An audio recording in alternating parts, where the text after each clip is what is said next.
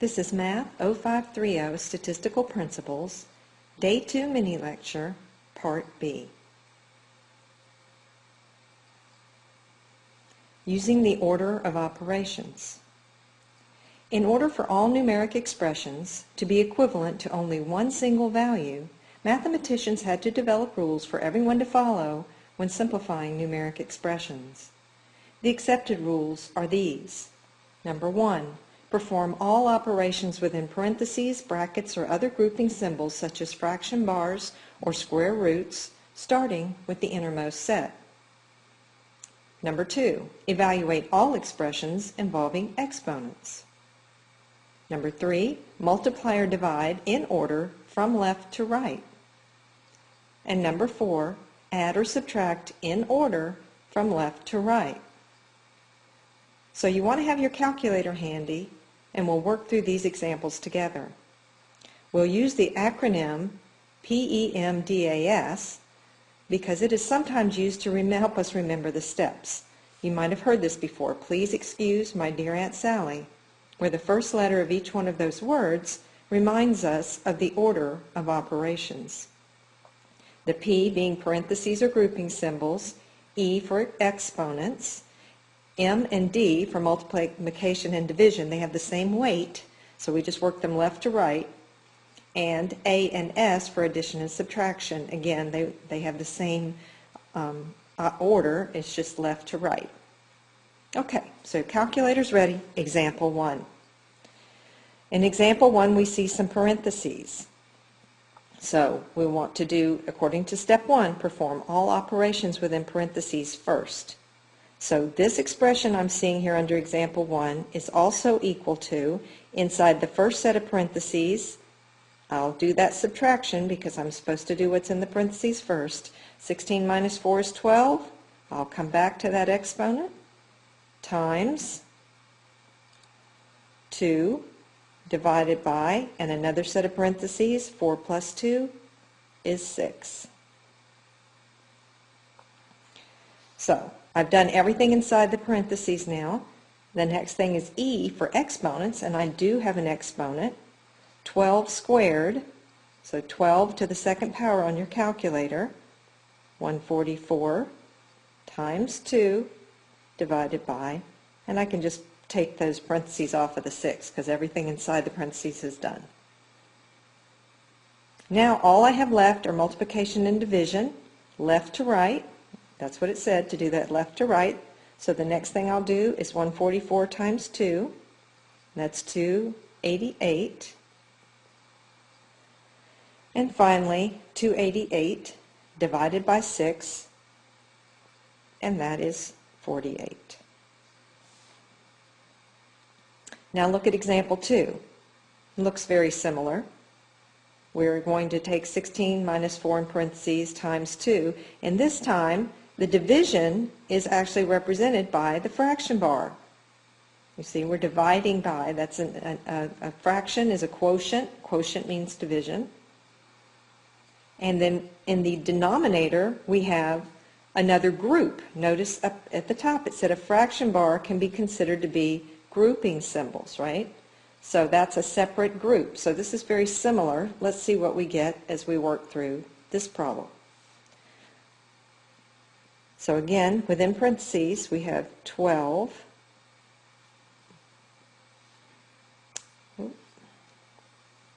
Let's see if we can fix that.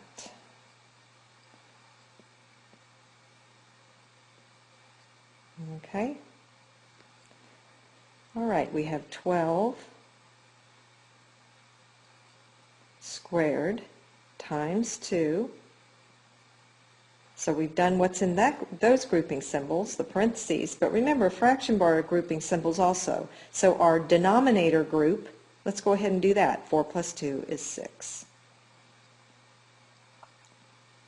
Okay, now we still have two groups. We have a numerator and then the denominator. So in the numerator we have to simplify that. We've got, and what's up there? We have an exponent and multiplication. Well, the exponent comes next, 12 squared.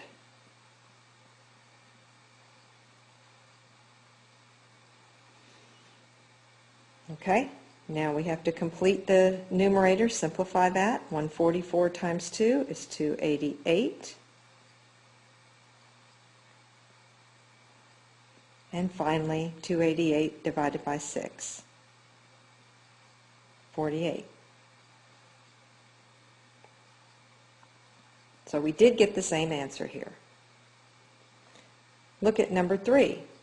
Again, this looks very similar to number 1. What's different about them? The grouping symbols. They don't exist in number 3, but they are in number 1. Let's see how if that has any effect on our answer. So we don't have a part 1 to do because there are no grouping symbols. So we'll move on to part 2, evaluate all expressions involving exponents. We do have that. So 16 minus 4 squared, which is also 16, times 2 divided by 4 plus 2. So we've done the exponents. Now we're on number 3. Multiply or divide in order from left to right. Okay, so I can't do this subtraction yet, but I do see multiplication. 16 times 2, that's 32, divided by 4 plus 2. So I've done the first multiplication division operation, but I still have division. So that's still the next thing. Until I've finished step 3, I don't move to step 4. So 16 minus 32, 16, and we're going to go ahead and do this division. 32 divided by 4. What is 32 divided by 4? Well, that's 8. And then plus 2. So in that step, we did the 32 divided by 4, finishing up multiplication and division. Now, all we have left are subtraction and addition. In step 4, it says do those in order, left to right. So the first thing is 16 minus 8, which is 8. And the last thing is addition, and we get 10. Notice that 1 and 3 look so similar, but without the parentheses, we don't get the same answer. That's why order of operations is very important. So what it says here at the bottom, notice that examples 1 and 2 mean the same thing and have the same answer, but example 3 does not. Your calculator's programmed to follow the order of operations. If the expression in example 2 is what you're trying to simplify, if that's what you want, you have to enter it on the calculator with parentheses, as shown in example 1. Entering it without the parentheses on the calculator gives you the answer you would get in example 3, which is incorrect. Okay, finally, let's look at the last example, example 4, and go through our steps. Step 1 said simplify parentheses. Any grouping symbols? We have 16 minus 4, that's 12 squared times 2 over, and our other grouping symbols are the fraction bars. Well, we have 6 minus 6, and that's 0.